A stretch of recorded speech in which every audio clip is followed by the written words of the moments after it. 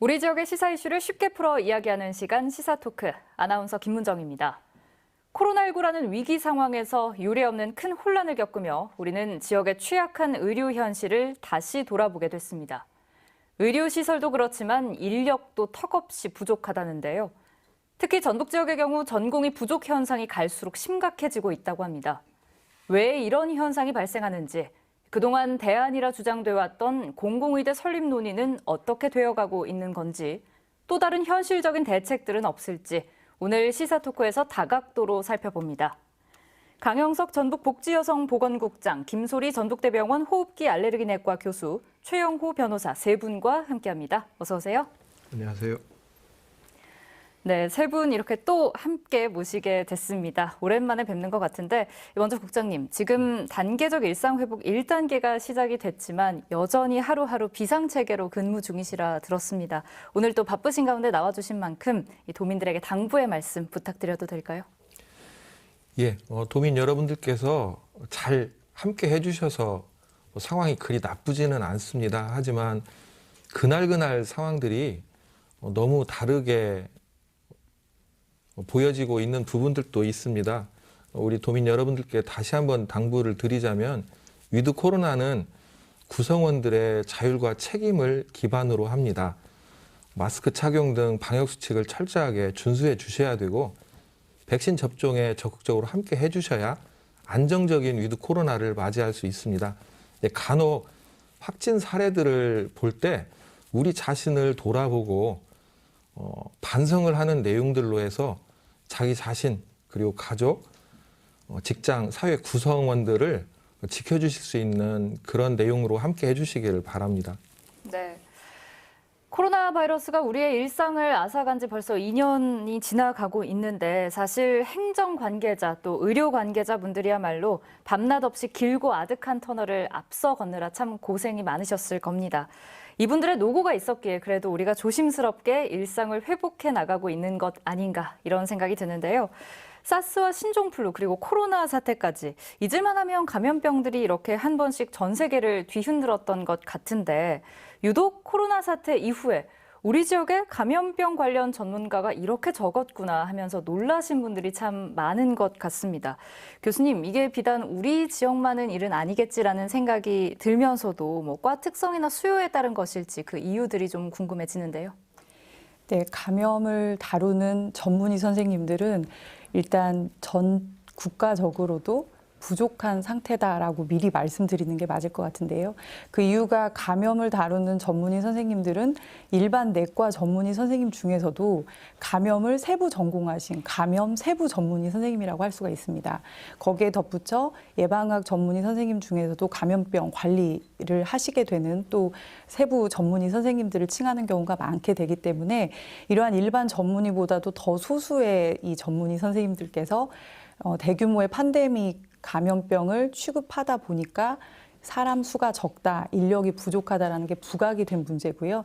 사실 우리나라가 감염 내과 전문의 배출 통계를 냈을 때 전국에 현재 약 275명 정도의 감염 내과 전문의 선생님 계시다고 하고 사실 실제로 활동하신 분이 240여 명. 이렇게 되면 전체 인구 10만당 0.5분 정도가 계시다라고 할 수 있기 때문에 네. 인구 대비로는 굉장히 적다라고 느껴지실 거고 하지만 이분들이 이렇게 대규모의 팬데믹 감염병만 다루시는 건 아니시거든요. 평소에도 결핵이라던가 일반 계절성의 감염병들 그리고 대부분 병원에 입원하게 돼서 발생하게 되는 원내 감염 또 평소에 감염 관리 네. 굉장히 평시에도 하시는 일이 많고 많은 상급병원 그리고 상급종합병원에는 의무적으로 이런 감염 관리팀이 운영이 될 수 있도록 규정이 되어 있어서 사실은 제대로 수요가 이루어진다면 이런 전문의 선생님들이 각계 다 위치해 계셔야겠지만 사실 평시에 대부분 이런 감염 관리팀에는 감염 전문 내과 선생님이 상주해 계시는 게 아니고 또는 업무를 담당하고 계시는 게 아니라 다른 전문의 선생님이 그냥 겸업을 하고 계시는 경우도 있고 또 다른 일을 하면서 이렇게 함께 그 팀을 이루어서 일을 하다 보니까 특히 이 지방과 같은 경우에는 대형병원 수가 수도권에 비해서 현저하게 적어서 전국에 있는 감염 전문 선생님 중에서도 이 지방 전체에 3분의 1 정도가 나누어서 수용이 되어 있다. 그렇기 때문에 지방에선 더욱더 이런 감염내과 선생님을 뵙기가 어려울 수 있겠다 이렇게 말씀드릴 수 있겠습니다. 예, 국장님 또 따로 한번 질문을 드려보고 싶은 게 이 감염병 관련 전문의뿐만 아니라 역학조사관도 이번에 굉장히 부족했다 이런 말이 많이 들려왔거든요. 뭐 보건의료 관련 전공을 했거나 혹은 경력이 있는 이들 가운데서 자격이 주어진다 이렇게 들었는데 이 역학조사관 확충 문제도 매번 이렇게 감염병과 관련한 사태가 일어날 때마다 좀 제기되는 문제라 들었습니다. 이에 대해서. 예. 뭐 단기적으로 확보를 해야 되는 문제도 있고 장기적인 계획에 의해서 확보를 해야 되는 문제들도 있는데요. 현재는 의사 외 다른 직종에 있는 전문가들을 일정 기간의 교육을 통해서 양성을 하고 배치를 하고 있습니다. 네. 예를 들면 우리 보건기관에 있는 간호사 인력들을 단기간 교육을 통해서 역학조사 요원으로 활용을 하고 있는데요. 이건 이제 단기적인 내용으로 해서 갖추는 부분이겠고 분명히 중장기적인 계획에 의해서 양성을 하고 또 그런 요원들을 함께 할 수 있는 아우를 수 있는 그 역학조사관을 양성을 해야 될 필요는 분명히 있습니다. 네. 전북에 미래 의사들이 없다. 얼마 전 전북일보에 보도된 기사 제목입니다. 화면에서 함께 보시는 것처럼 지난 2년간 우리 지역 대형 병원 세 곳에서 이 정원 미달 현상이 나타나는 걸 확인할 수가 있고 그 가장 첫 번째 소아청소년과 얘기가 나오는데요. 변호사님 아직 아이들이 어리다고 들었는데 소아과 방문 종종 하실 것 같아요. 혹시 다니기에 좀 불편한 점들은 없으셨는지요?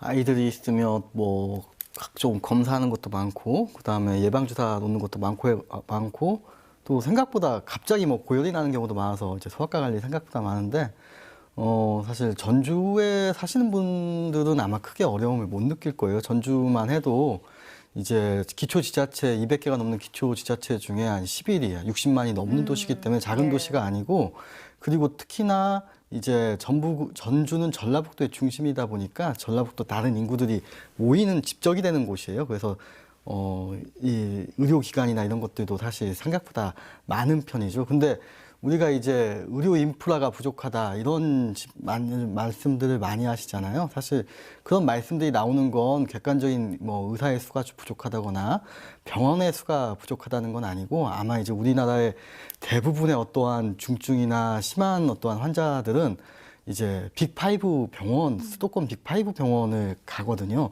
그래서 그런 만약에 뭐 지난번에 혁신도시 문제를 하면서 의료 인프라가 부족하다고 하지만 사실 이런 객관적인 지표가 아니라 빅5 병원의 부재거든요. 이제 그런 게 좀 차이가 날 거고 제가 객관적인 지표로 한번 말씀을 드릴게요. 이제 우리가 3차 상급 병원 같은 경우에는 전라북도에 2곳이 있어요. 전국에 45곳이 있기 때문에 아마 그냥 3차 상급 병원만 따지면 그리 적은 건 아니고 그리고 전국의 의사가 이제 인구 1000명당 한 2.1명이에요. 근데 이제 전라북도만 따지면 2.7명이에요. 그래서 아마 상당히 많은 거죠. 서울, 부산, 그 다음에 각 광역시 이외에 가장 많은 곳이 인구 1000명당 비례로 따졌을 때 가장 많은 곳이 전북 입구 중에 하나고 도단위에서 가장 많고, 지금 우리가 이제 오늘 얘기해야 될 건 의료 인력에 관한 거잖아요. 이제 의료 인력에 관한 걸 얘기를 할 때는 제가 봤을 때는 관점이 몇 개가 있을 것 같아요. 우리나라 전체에 봤을 때 의료 인력이 부족한가? 지금 이런 관점을 한번 봐야 될 거고, 아니면 우리나라 전문의가 부족한가? 이것도 한번 봐야 될 거고, 아니면 지방, 전북, 뭐 다른 지방이나 전북만 유독 부족한가? 이 관점도 한번 봐야 될 거고, 아니면 현재는 좀 괜찮지만 미래에 부족할 것인가, 미래에 증가될 것인가, 이런 다양한 관점들이 의료 인력, 특히나 의사의 부분에 대해서는 작년 2020년 아마 의료 사태에 한번 났었잖아요. 그 부분에 대한 여러 관점이 좀 존재하는 것 같아요. 네, 저희가 차근차근 하나씩 살펴보도록 하겠고요. 실제로 좀 현황부터 살펴보면 최근 5년간 전공의 모집 현황 자료에 따르면 전공별 쏠림 현상이 심각하다 이런 얘기가 들려오는데요.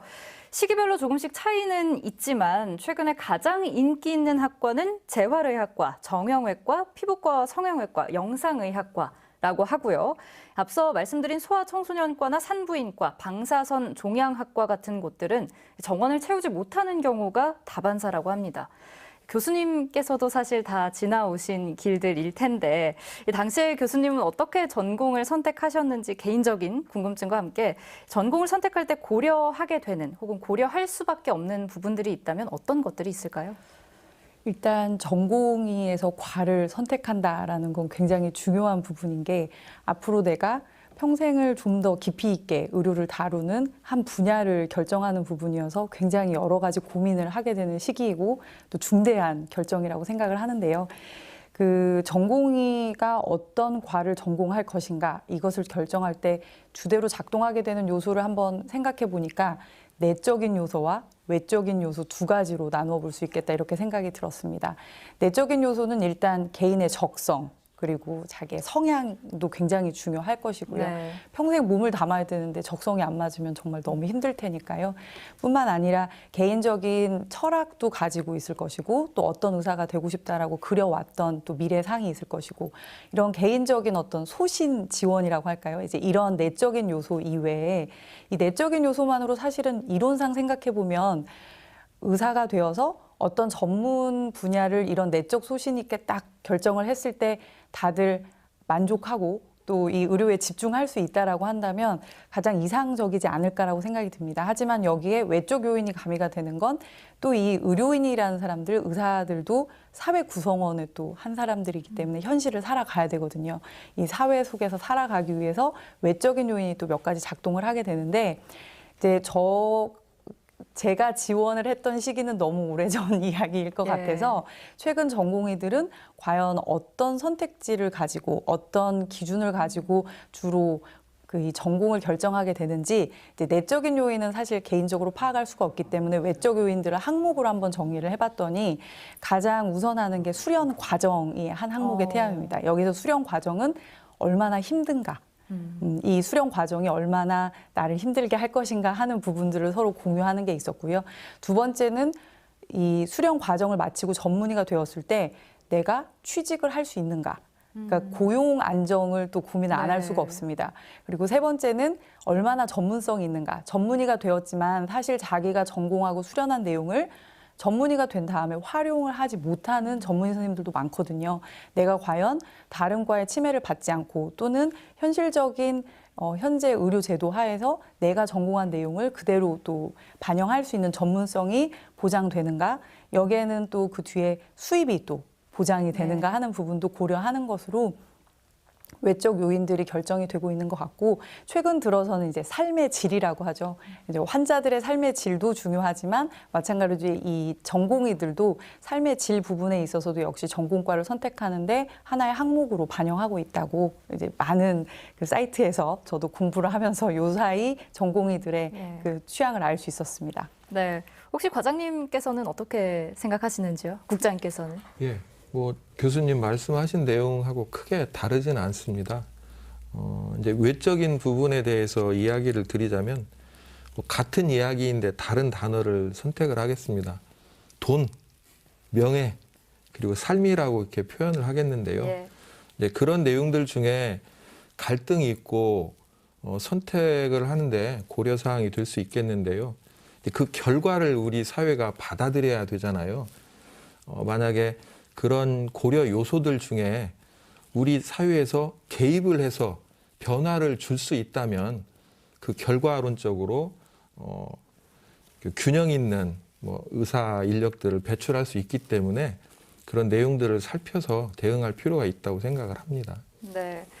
앞서 이전에 소아청소년과 얘기를 조금 드려봤었는데 근본적으로 저출산 때문에도 그렇고 특히 코로나가 장기화하면서 요즘 소아과 어렵다 이런 얘기 많이 들었거든요. 심지어 대학병원에서도 미달 사태가 발생했다고 하는데 여러 원인들이 있겠죠. 먼저 변호사님께서 현황을 좀 살펴주신다면요.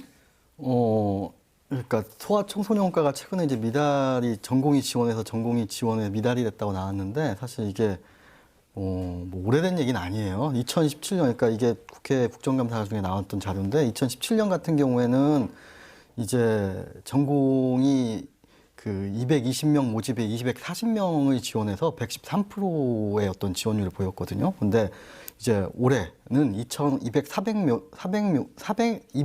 모집에 76명이 지원했다고 해요. 사실 그러면 지원율이 37%로 거의 뭐 반절도 반토막이 안 될 정도로 급감을 하게 된 거죠.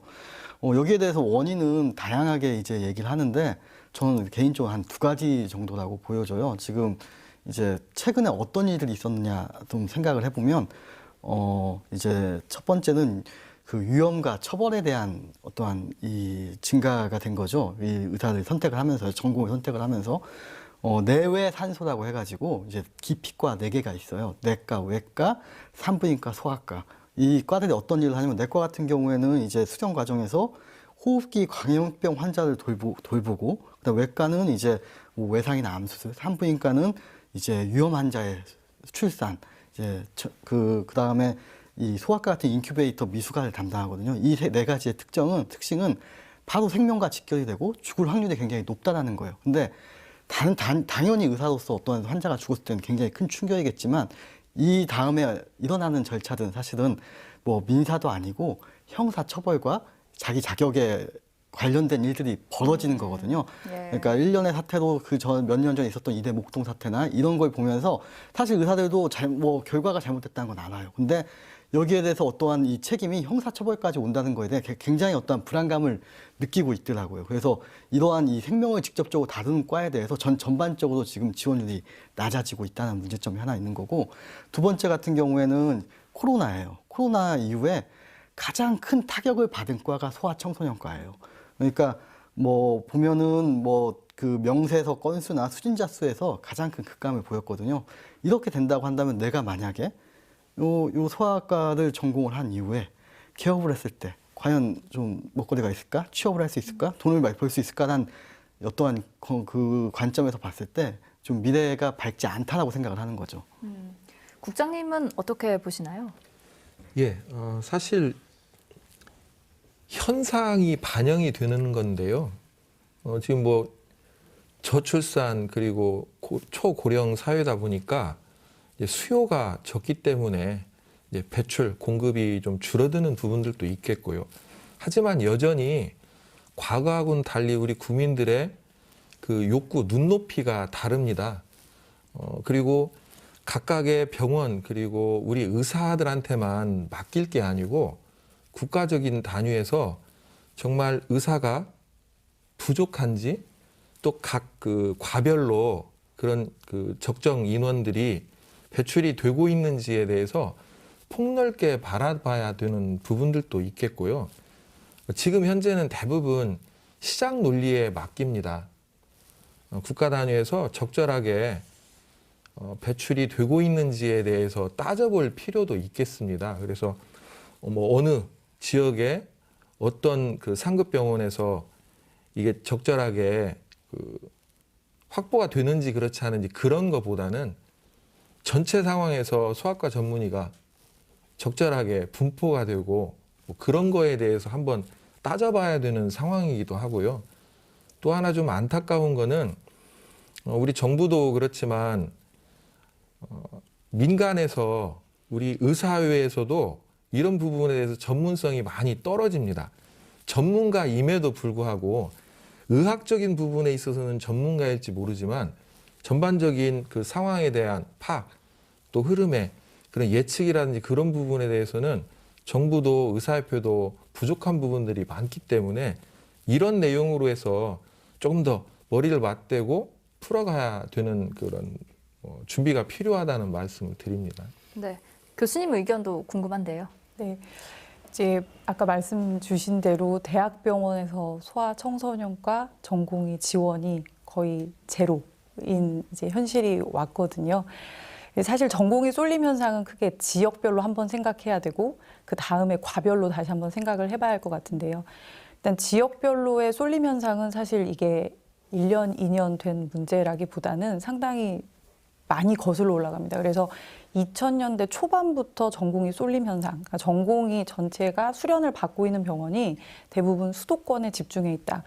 퍼센트로 정량화를 해보니까 2003년도 조사 자료가 62.8%의 전공의가 수도권에서 수련을 받고 있었고 2012년도에는 67% 이상의 전공의가 이제 수도권에서 수련을 받고 있었다고 한다면 이 나머지 한 30%들의 전공의들이 지방을 다 커버를 하면서 또 수련을 받고 있었다라는 결론이 되거든요.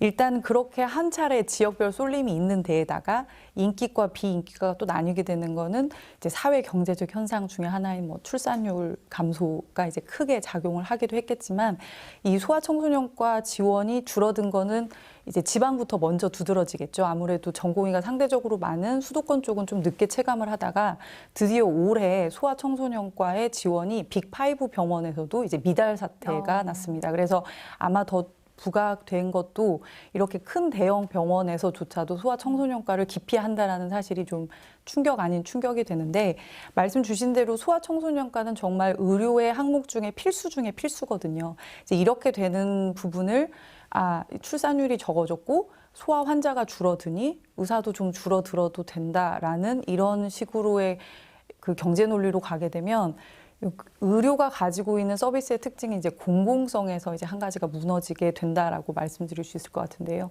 이제 의료도 일종의 서비스이지만 공공성이라는 좀 특징을 가지고 있는 서비스여서 이러한 필수적이고 아무리 소수여도 이러한 서비스를 받아야 하는 사람이 한 명이라도 있다면 이런 부분들은 민간에서만 책임질 수 있는 부분은 아니고 이제는 어느 정도 개입이 되어야 하고 지원이 되어야 한다는 부분. 여기서 지원은 전공의의 지원이 이제 사실 수년 전부터 좀 기피과에 대해서는 이제 월급을 좀 올려준다든지 하는 경제적인 지원을 의미를 했지만 사실 궁극적인 지원은 사실 월급을 올려준다는 것으로 전공의들이 수련을 택하지는 않을 거거든요. 아까 말씀드린 굉장히 다양한 내적 요인과 외적 요인이 있는데 거기에서 내가 한 달에 몇십만 원을 몇만 원을 이런 논리로 따질 것 같지는 않고요. 내가 전문성을 살려서 과연 평생에 이 의업에 종사할 때 후회가 없을 것인가 이런 그걸 남겨줘야 되는 결정권에 있어서의 중요한 거라서 이 지원이라고 하는 거는 충분히 수련받고 또 제대로 된 양질의 전공을 할 수 있도록 이 병원에 그런 수련에 관련된 지원이 필요하다는 거죠. 그러니까 전공의가 제대로 수련받고 또 훌륭한 전문의가 되어서 이러한 의료를 자기의 전문성을 살려서 펼칠 수 있는 공간이 확보되어야 한다라는 게 일단 현 의료 시스템에서 부재한 부분이다라고 말씀드릴 수 있을 것 같습니다. 네, 조금 정리를 해보자면 어떤 체계가 세워지고 이게 잘 작동되도록 하는 게 뭐 월급을 한 푼 더 주고 이런 것보다 더 먼저인 얘기다 이렇게 네. 말씀하시는 거 맞나요? 예. 또 한 가지 산부인과의 경우에는 전공의 부족 현상이 못지않게 심각한 상황입니다. 전라북도의 경우에도 군 단위 이하 일부 지역에서는 아이를 받아주는 산부인과가 없거나 혹은 적어서 원정 출산해야 하지 않나 이런 얘기도 나온다고 하는데요. 비혼과 비출산이 증가하는 시기에 아이를 낳으려는 사람들에게도 이런 기본적인 부분이 충족되지 못한다면 과연 누가 이것을 감내하려고 할까 우려도 됩니다. 이에 대한 세 분 의견 여쭙겠습니다. 먼저 국장님 해주시죠. 예. 방금 김 교수님께서 이야기하신 내용 중에 귀한 내용이 담겨져 있는데요. 의료는 공공재입니다. 그런 내용으로 좀 시작이 돼야 되겠는데요. 사실 뭐 돈 명예라고 하는 내용 이야기가 강조가 될 수도 있겠지만 그 내용만으로는 가능하지 않기 때문에 국가 단위에서의 지금 뭐 공중보건사 전공의 배출에 대해서 이야기를 하고 있는데 조금은 다른 이야기일 수도 있겠지만은 국가 단위에서의 의료 체계에 대한 근본적인 계획의 좀 부재에 의해서 발생한 내용이라고 이야기를 먼저 드리고 싶습니다. 수요가 적다고 하더라도 꼭 필요한 내용이라면 국가 단위에서 그곳에 더 지원을 많이 해주고 배출을 할 수 있는 내용으로 대응을 해야 되겠는데요. 산부인과 여기에도 굉장히 큰 의미가 있습니다. 현재 우리 전라북도에 그 산부인과가 없는 지역이 뭐 군 단위는 전혀 없습니다. 시 단위에서도 분만 산부인과가 없는 곳이 여러 곳이 있고요. 이런 경우에 대응을 할 수 있는 게 과연 뭐 산부인과 의사들만 배출을 하면 되느냐 그게 아니고 그곳에 어떤 정도의 인프라를 구성을 해줄 수 있는지에 대해서도 함께 해야 되는 부분입니다. 인력이 일을 할 수 있는 시설과 장비 갖춰져야 되는 부분들이기 때문에 그래서 시장 논리가 아닌 공공재라는 말씀을 드리는데요. 현재는 전라북도에서는 그 산부인과가 없는 지역에서는 이송비를 지원을 해서 이제 그분들에게 조금의 혜택을 돌려드리는 내용들로 하는데 공공재라면 이런 내용이어야 됩니다. 전공의 배출을 하는 것 더하기 적어도 산부인과가 없는 지역에 뭐 모자보건센터 그런 내용으로 구축을 해서 그분들이 일을 할 수 있는 공간 그리고 우리 도민 여러분들께서 활용을 할 수 있는 그런 의료 체계가 갖춰져야 되는 부분들이기 때문에요. 전공의 부족 이것만을 논하기보다는 오히려 우리 대한민국의 의료 체계가 정말 제대로 갖춰져 있는 건지 그런 부분에서 시작이 돼야만이 해결이 될 수 있는 부분이라는 이야기를 좀 드려봅니다. 예. 네. 변호사님 어떻게 보세요? 아마 아까 이제 전북 단위로 묶었을 때 분명히 의사 의료 인력 같은 경우에는 절대 적지 않다고 했어요. 근데 이제 아마 소아청소년과랑 산부인과의 경우도 마찬가지로 이제 전북 내에서 시군 단위로 어떻게 되는지 한번 살펴봐야 돼요. 그래서 이제 산부인과 개원 의원 수를 좀 따져보면 산부인과 같은 경우에는 총 49개가 있어요, 전라북도 내에. 근데 전주에 22개가 있고 익산에 10개, 군산에 7개, 정읍에 4개, 김제 2개, 남원 2개, 완주, 부안에 각각 1개가 있어요. 그러면 그 외에 고창, 무주, 순창, 임실, 장수, 진안은 없어요. 소아청소년과도 거의 비슷해요. 소아청소년과도 이제 66개가 전라북도 내에 있는데 이제 전주 31개, 군산 13개, 익산 8개, 완주 5개, 정읍, 김제, 남원이 각 3개고 부안에 1개 있어요. 그러면 똑같이 나머지 군 단위는 또 없어요. 그러면 사실 이게 문제를 사실은 만약에 전북 내의 어떤 문제라고 본다고 한다면 별 문제 없을 것 같은데 라고 했다가 각 시군별로 놓고 봤을 때는 사실은 이 인구 2만 언저리의 어떠한 이 군 단위 도시와 그 외의 시 단위 도시와는 현격한 차이가 벌어진다는 거죠. 이런 현상에 있어서는 아까도 말씀드렸듯이 아예 산부인과나 소아과가 없는 곳이다 보니 사실은 지금 막 새로운 어떠한 가족을 구성하려고 하는 분들이 거기서 어떻게 살고 싶은 생각이 드지는 않겠죠. 예. 거기에 대한 공백을 어떻게 메꿀지가 사실은 큰 문제가 될 수 있죠. 네. 교수님은 어떠세요?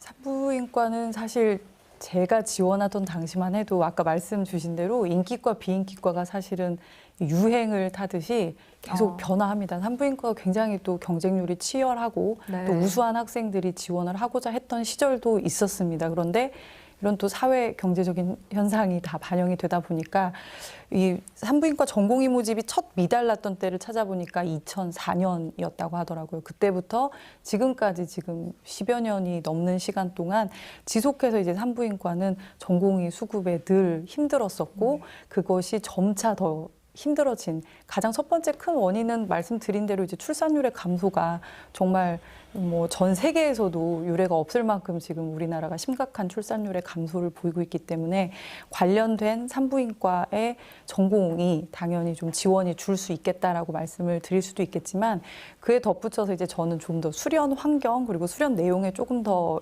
집중을 해보자면 이 산부인과 전공의를 제대로 수련을 시켜주기 위해서는 전공의 단계에서도 분만 경험도 많아야 되고 지금 어떻게 보면 산부인과가 개원이 되어 있는 병원이 있지만 좀 더 문제가 되는 건 아까 말씀하신 대로 이 분만인데요. 필수적일 수도 있고 또 응급일 수도 돼 있는 이런 부분에 있어서 분만율이 적은 것만으로 산부인과가 줄어든다라고 이렇게 맞추기는 좀 부족한 감이 있지 않습니까? 그런 와중에 이 수련 과정 내용의 분만 경험이 일단 절대 수에서 적겠죠. 이전에 비해서. 그러니까 경험률에서 수련이 안 그래도 떨어지는데 또 그런 환자들이 또 다 대형 병원으로 오는 과정에 있어서는 좀 안 좋아지거나 응급되는 경우가 더 많아지고요. 이렇게 힘들게 또 이런 응급 상황 겪어가면서 수련을 받았는데 내가 막상 전문의가 되어서는 개원해서는 분만을 다루지 않는 산부인과들이 또 의외로 많거든요. 이제 그렇게 되는 게 되면 과연 내가 이렇게 힘들게 전공을 해야 할 필요가 있을 것인가를 또 고민을 해야 할 것이 되기 때문에 왜 그러면 개원 의사들이 또는 일부 병원들이 분만을 꺼리게 되는가. 여기에는 이제 의료의 공공성에 덧붙여서 늘 저희가 듣는 착한 적자라는 이제 이야기가 나오게 되는데요. 이런 필수 의료들, 그리고 응급 상황이나 중환자일수록 현재 의료 체계에서는 환자를 많이 보거나 많이 할수록 계속해서 적자가 누적이 되게 되는데요. 이런 누적을 아무리 노력을 해도 극복할 수 없는, 그러니까 좋은 의도로 생기는 적자다 해서 착한 적자라는 내용이 병원에는 늘 실리게 되는데, 아마 이 분만이나 또 특히 응급분만 또는 더 중한 그 산모들을 다루는 데에서 사고도 많지만 역시 착한 적자 역시도 많이 늘어나기 때문에 일부 병원에서는 이런 것을 피할 수밖에 없게 됩니다. 그런데 현재 법상에서 병상 100개에서 300병상이 되는 병원을 개원을 할 때 의무적으로 꼭 포함시켜야 하는 그 과에 이 산부인과를 이제 물론 제시는 하고 있지만 3개 과 이상이 있으면 되기 때문에 산부인과를 좀 빼고도 병원 개원이 가능할 수 있는 이제 이런 부분도 있단 말이죠. 아까 말씀드렸던 공공성이 있고 환자가 아무리 적어도 꼭 있어야 하는 그런 과가 이렇게 스킵이 될 수도 있는 이런 부분이 아직 법적 지원도 좀 부족한 부분도 있겠고, 또 수련 내용 부분에 있어서도 이전과 다르고 수련을 받은 내용과 내가 전문의가 되어서 펼칠 수 있는 의료의 내용이 좀 달라질 수 있는 부분들도 이제 전공의들이 기피하게 되는 것에 좀 고민을 할 수 있을 것 같고요. 이제 덧붙여서 여담이지만 요 사이에 이제 사생활 부분에 이게 강조가 되면서 사실 산부인과의 임상 실습부터 차단이 되는 경우들이 좀 많이 있어요. 그러면 이제 특히 남학생 의대생 같은 경우부터는 일부 병원에서는 또 직접 참관이 어려울 수도 있고 허락을 받아야만 될 수도 있고, 또 분만 같은 경우에도 굉장히 민감한 부분이다 보니까 수련 병원임에도 불구하고 좀 어려움을 호소하는 경우들이 많이 있게 되거든요.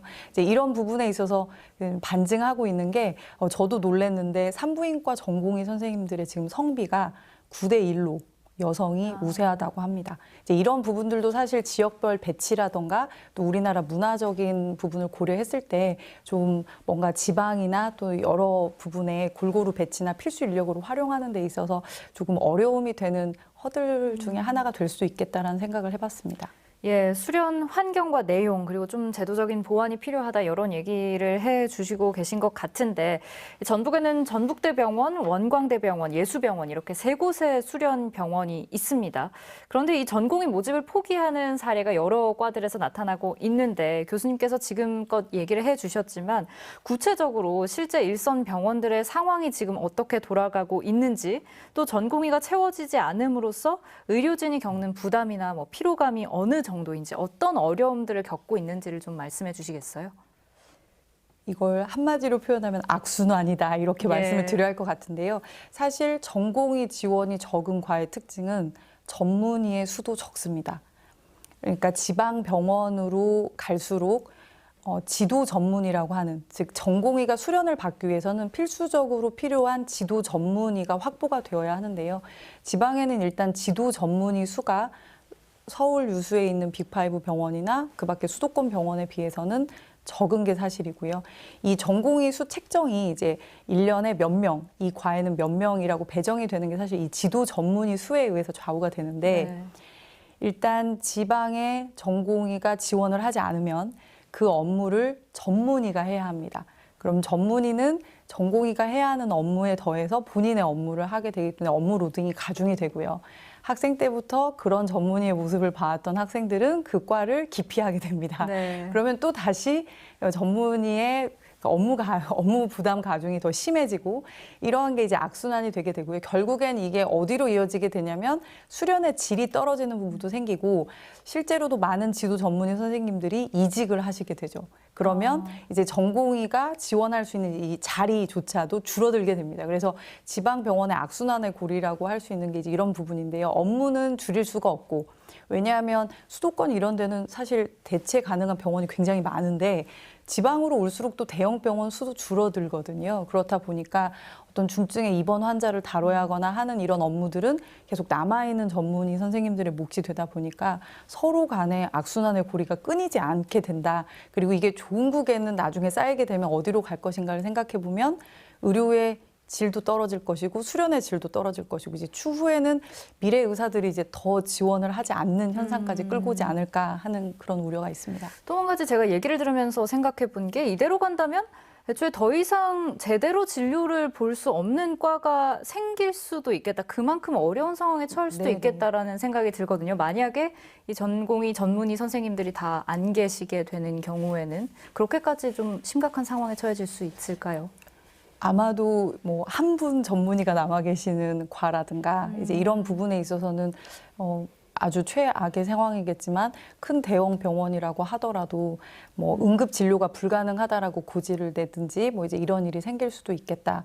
이제 대체 가능한 사실 입원 전담 전문의 제도라던가 응급 전담 전문의 제도들 여러 가지 대안들을 이 전공의 부족 사태를 좀 해보려고 노력을 했는데 역시 이러한 전문의 선생님들 역시도 지방 병원보다는 수도권 병원에 지원을 하게 되고 이 역시 이유가 그래도 지방병원에 왜 한간에 뭐 연봉을 몇 억씩을 줘도 안 온다더라. 그거는 배가 불러서 그런 게 아니겠느냐라고 이렇게 표현을 하시지만 지방병원에서 예를 들어서 이런 전담 전문의 분이 제대로 업무를 기본적으로 이제 사고 없이 그리고 체력이 어느 정도 기본 유지가 되게 하려고 해도 한 4-5분이 함께 일을 나누어야 일주일에 당직도 나눠서 서고 할 텐데 거의 대부분 이제 이런 분들이 한 분 자리가 나거나 2분 자리가 나거나 이렇게 되면 사실 거의 지원하시는 분이 없다라고 봐도 그게 단지 월급이 더 올려달라고 해서 지원하시지 않는 게 아니라 어떻게 보면 사람이 할 수 있는 이 한계를 넘어서는 걸 요구하는 부분에 있어서는 네. 좀 주춤하지 않나라고 생각해 봤습니다.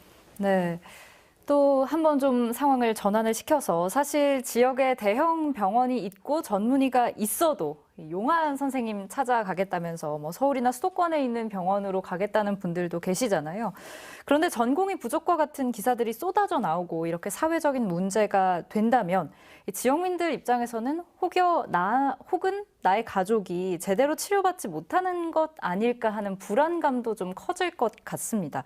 그래서 지난해 지역 의료 격차를 해소하고 또 필수 공공의료 공백을 방지한다는 차원에서 국립공공보건의료대학 설립 운영에 관한 법률이 발의가 됐죠. 변호사님 이에 대한 설명부터 먼저 해주신다면요. 이제 공공의대라는 거는 사실은 이제 한 2015년부터 추진을 하려고 했어요. 당시에 사실 이게 좀 재밌는 게 이제 공공의대가 지역에 이제 그 의료 인력 의사를 좀 의무적으로 배치해서 의무 복무 기간을 두겠다는 건데 사실 이게 정치적인 문제로 봤을 때는 항상 어떤 문제였냐면 우리 지역에 그 의료 인력 정원을 확보하느냐의 문제였어요. 그래서 사실 2015년도에는 박근혜 정부 당시에는 이제 순천에 좀 놓겠다 했었고 그 이후에 좀 급변하게 된 건 서남대가 폐교한 이후에 서남대 정원을 어디로 가져갈 것이냐 해가지고 뭐 각 지역마다 얘기가 있었지만 이번 정부 들어서는 공공의대를 두겠다고 해서 이제 2018년도쯤에 이제 정부에서는 서남대 의대 폐교 자리에 공공의대를 설치하겠다 해가지고 이제 20대 국회 때 법률안이 발의가 됐지만 당시 20대 국회 때는 이게 통과가 되지 못했고 이제 이 20대 국회 종료와 함께 폐기가 됐어요. 그래서 그리고 이제 2020년 이제 21대 국회가 열리고 나서 공공의대 법률이 다시 이제 쏟아져 나왔죠. 다시 한번 서남대 이제 전북 정치권에서 서남대 폐교 자리는 뭐든지 하여튼 무엇인가 있어야 되는 자리거든요. 그래서 공공의대를 그쪽에 설립하고 보건복지부도 사실은 어느 정도 이제 승인한 상태였는데 이제 2020년 있었던 우리가 의료 사태 때 이제 그때 당시에 의대 정원을 늘리는 것과 함께 공공의대 설립 2가지 이렇게 문제가 그다음에 한약 첩약화도 이제 3가지 문제가 이제 큰 3가지 이슈가 있었는데 거기에서 이제 의사분들의 어떠한 이제 반발이 있었고 그게 사실은 무마되고 지금까지 사실 큰 진전 없이 와 있는 게 공공의대 법률 법안이죠. 네. 공공의료 인력 양성을 통한 전공의 미달 사태 해결. 사실 작년 한 해 그리고 올해까지도 굉장히 뜨거운 감자였습니다. 사실 정말 많은 쟁점들이 있었는데 하나하나 짚어보겠습니다. 먼저 공공의대 자체만 놓고 좀 볼게요. 정부의 처방이 과연 지역의료 인력 배치에 효율적일지, 뭐 의료의 질 저하나 인력이 다시 수도권 대도시로 공급될 가능성에 대해서는 어떻게 보시는지 궁금한데요. 국장님 생각 어떠세요? 예. 공공의대 하나로 개선이 될 수는 없습니다. 전혀 불가능한 내용이고요. 이제 다양한 내용들이 함께 해줘야 됩니다. 다만 안타까운 거는 첫 단추일 수 있습니다. 국민을 위한 첫 단추이기 때문에 당연히 진행이 됐어야 되는데요. 좀 안타까운 거는 이제 저도 회원이긴 합니다만 우리 의사협회에서 지속적으로 이야기를 하고 있는 내용이 현 코로나 상황이 안정화가 되면 다시 이야기를 하자. 그런 내용에 대해서 저는 지금 이야기를 하고 안정화가 된 다음에는 바로 실천에 옮겨야 됩니다. 조금 더 나아가서 그 두 가지를 지금 병행할 수도 있습니다. 국민을 위해서입니다. 그리고 산적 케이스입니다. 이건 너무 작은 건데 이거 하나에 매여 있을 상황이 전혀 아니라는 거죠. 이 전공의 부족에 대해서 이야기를 하고 있는 상황인데도 불구하고 공공의대는 매우 작은 부분만 해결할 수 있다는 겁니다. 더 다양한 내용으로 그 논의가 활발히 진행이 돼야 되는 부분들이기 때문에요. 이건 의정협의체 논의 내용이 아니고 서남대 의대 정원을 활용하는 내용이기 때문에 당장 그 이행이 돼야 되는 내용이라는 말씀 한번 드려봅니다. 예. 그럼 혹시 전공의 확대를 위한 어떤 다른 대안들에는 어떤 것들 있을까요? 혹시 생각하신 게 있으시다면? 다 장단점들이 있습니다. 현재 기존에 있는 지금 현재 있는 의과대학에서 이제 별도 전형으로 해서 지역 의사제라고 하는 내용들도 있습니다. 그런 부분도 활용이 돼야 되겠고요. 또 의과대학의 교수의 정원을 좀 확대를 해서 하는 임상교수제가 있습니다. 현재 이제 중앙부처에서 국립대학을 위주로 이렇게 검토를 하고 있는데 저는 그 부분도 국립대학뿐만 아니라 사립대학병원에도 확대를 해서 해야 된다는 내용으로 중앙에다 건의를 한 바도 있고요. 그리고 공중보건 장학제도도 있습니다. 그리고 세부 전문의 지원하는 내용들도 있고 다양한 내용들이 있습니다. 어느 하나만 두고서 옳다 그르다가 아니고 이런 다양한 내용들이 함께 진행이 돼야 되겠고요. 또 하나 예를 들어서 신경외과 전문의가 1차 의료기관을 개원을 하는 게 적절한지, 흉부외과 전문의가 1차 의료기관을 개원을 하는 게 적절한지 이런 부분에 대해서도 폭넓게 논의를 해야 되는 의료 전반의 체계에 대해서 논의를 해야 되는 게 지금 필요하다는 겁니다. 어쩌면 그런 내용을 포함해서 진행이 돼야만이 항구적으로 전공의 부족이라든지 다양한 내용들이 조금이나마 풀릴 수 있다는 말씀도 한번 드려봅니다. 네. 교수님께서도 현장에서 실제로 일을 하고 계시면서 많은 것들 보고 듣고 느끼실 텐데 예, 생각이 궁금합니다. 의대 인력 확충 부분은 강 국장님 말씀하신 부분처럼 필요하다면 필요한 부분인 게 맞습니다. 저희가 늘 얘기하지만 사람이 좀 더 많다면 재분포가 되더라도 좀 더 생기지 않겠는가 이렇게 생각해 볼 수 있겠죠. 그런데 의대생의 수가 대부분의 지방 병원에 계시는 이제 교수님, 선생님들 의견을 들어봤을 때 의대생의 수는 과거에 비해서 점차적으로 계속 늘어왔던 게 사실이거든요. 지금 의대 졸업생 수가 예전에 비해서 더 늘었지만 의료적인 요구를 해결하는데 지금 결핍은 더 많이 느끼고 있는 상황이거든요. 여기서 오는 이 간극이 왜 생겼는지에 대해서 좀 생각을 해보고 좀 촘촘한 그 미래의 계획을 세워서 새로 생기는 인력을 어떻게 써야 하고 어떻게 분포해야 할지를 면밀하게 검토하고 진행을 해야 하는 문제라는 생각이 드는 거죠. 의대생이 많아졌는데 왜 지역에는 자꾸만 의사가 없다라고 할까라는 질문에 대해서 생각해 볼 때 사실 제가 모교 저희 학교를 다닐 때 거의 대부분이 연고가 이 지역 근처였었던 것으로 기억을 해요. 다수가.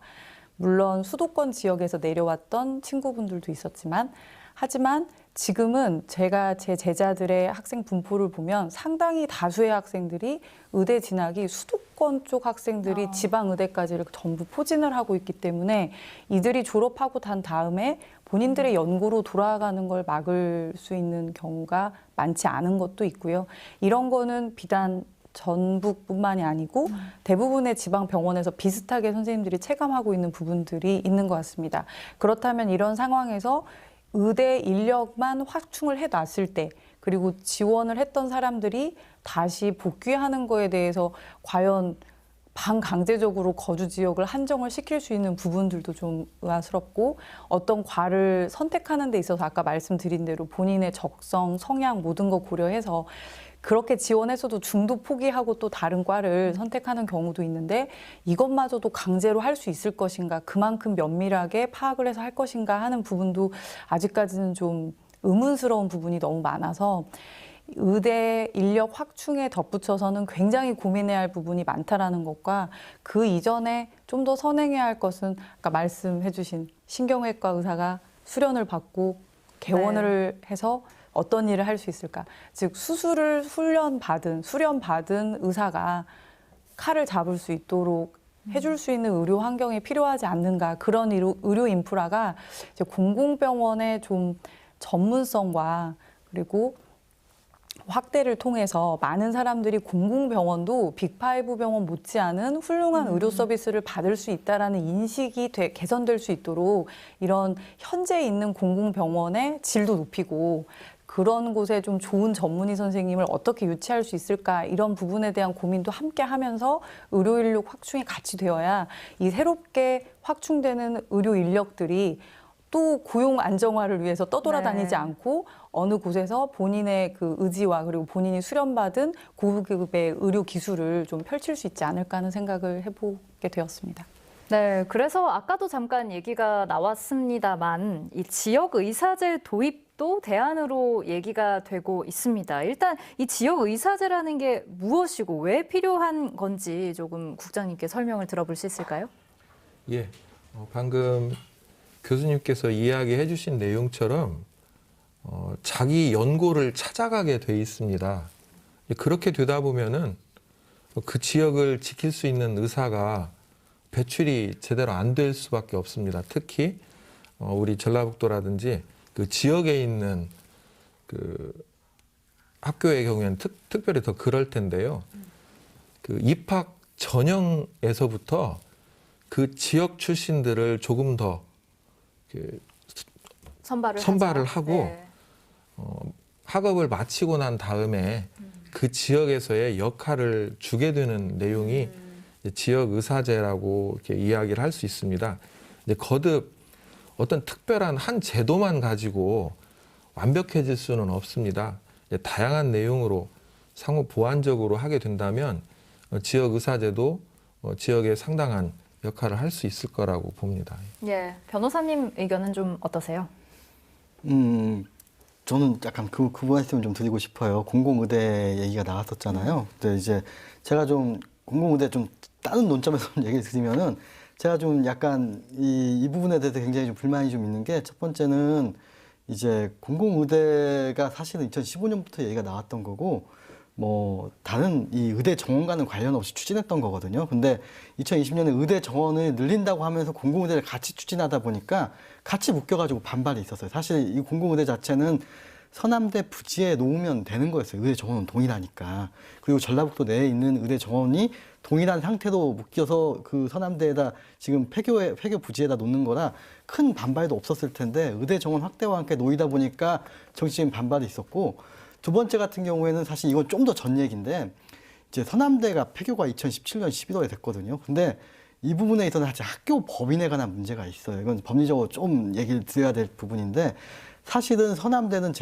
그때 당시에 이제 학교 법인의 이사장에게 사실은 설립자에게 쫓겨나더라도 설립자에게 이사 선출권을 좀 보장을 해주는 어떠한 사분위의 결정이 있었기 때문에 이제 설립자가 계속 이 비리 사업을 가지고 있겠다라는 우려가 있긴 했지만 그 당시에 서남대 이사장은 사실은 비리로 쫓겨났기 때문에 이제 설립자 추천권이 없거든요. 그럼 사실은 서남대 같은 경우에는 다 떠나고 그냥 거기에 있는 의대와 함께 이 남원에서 학교를 꾸릴 수 있는 충분한 방안이 있었어요. 근데 이제 2017년 문재인 정부 들어서고 나서 그 학교에 대해서 어떻게 했냐면 그때 당시 아마 기억을 돌이키면 아시겠지만 많은 어떠한 서울시립대도 있었고 어떤 의료재단도 있었고 이 서남대가 의대를 가지고 있었기 때문에 여기에 대한 이걸 가지고 싶다는 운영하고 싶다는 측이 많았는데 당시에 이 경영권을 가져가기 위해서는 이제 이 비리 이사장의 횡령액을 모두 다 납부하라는 취지로 이게 안 되면 이제 인수가 안 된다, M&A가 안 된다는 결정을 내리면서 폐교가 됐거든요. 사실은 굉장히 쉬운 방법을 두고 너무 많이 돌아가고 있어요. 이게 사실은 의료 인력과는 좀 맞닿아 있지 않지만 공공의대에 있어서는 과거에 좀 잘못이 많이 누적이 돼 있어서 이 공공의대가 너무 어렵게 지금 가고 있다는 생각이 들어요. 예. 오늘 이렇게 전공의 쏠림과 부족 현상에 대해서 이야기를 나눠 봤는데요. 마지막으로 마무리 발언 좀 들어보면서 오늘 이 시간 마무리하도록 하겠습니다. 먼저 국장님 해주신다면요. 예. 정부도 국회도 의사협회도 어쩌면 국민을 위해 존재를 합니다. 국민만을 위해서 머리를 맞댄다면은 국민을 위한 정책이 분명히 나올 겁니다. 전공의 문제를 해결을 하려면 국민을 위한 내용으로 논의가 돼야 됩니다. 속히 그런 자리가 마련되길 바랍니다. 네. 교수님 말씀도 들어보겠습니다. 네. 일단 많은 의대생들이 있고요. 또 의사를 꿈꾸는 아주 어린 아이들도 있습니다. 대한민국이란 나라에서 의사라는 그리고 의료인이라는 그리고 의업에 종사한다는 것이 조금은 공공성을 가지는 서비스를 한다라는 의미에서 자랑스러울 수 있겠고 또 이게 정말 소중한 일이구나라고 느끼면서 할 수 있는 그러한 의료 환경이 조성되었으면 좋겠다라는 생각이 좀 드는데요. 그러기 위해서는 맨 처음에 우리가 어떤 전공을 선택할 때 남들은 별로 재미없는 부분도 분명 이 많은 의학도 중에는 있을 텐데 외적 요인에 의해서 혹시 못하게 되고 있진 않은지 그리고 또 우리의 의료 환경이 열심히 수련받아서 된 전문의 그 전문의의 전문 실력을 뽐낼 수 있는 현장이 없는 것은 아닌지 그래서 내가 10여 년 동안 수련받았던 것을 결국에 사용할 수 있는 공간이 없어서 눈물을 머금고 다른 이제 업을 찾아서 헤매이는 그러한 의료인들도 있을 것이라는 거죠. 그래서 새롭게 이러한 제도가 정착이 되기 위해서 굉장히 좀 촘촘하게 그리고 이러한 한 번의 실수로 벌어진 간극이 몇십 년 지나서 엄청 크게 된 것처럼 이런 일이 생기지 않도록 이제 새롭게 시작하는 모든 제도에 있어서는 지금 현재의 의료가 우리가 몇 점에 있는지 다시 한번 점수 매김을 하고 좀 진행을 했으면 좋겠다라는 생각이 듭니다. 예, 우리나라 국민 한 명이 연간 약 17.2회 병원을 찾는다고 합니다. 한 달에 한 번이 조금 넘는 셈인데요. 우리 삶 너무나 가까이에 있던 혜택들이 가까운 미래에 차근차근 소리 없이 사라지는 걸 그대로 두고 봐선 안 되겠죠. 의료 공백이 정말 우리 눈앞에 닥치기 전에 충분하고 치열한 숙고의 과정을 거쳐야 할 것 같습니다. 겉핥기식 정책, 섣부른 결정이 가져오는 피해는 고스란히 지역민의 몫이 될 테니 말입니다. 오늘 시사토크 여기서 마칩니다. 함께해 주신 여러분 고맙습니다.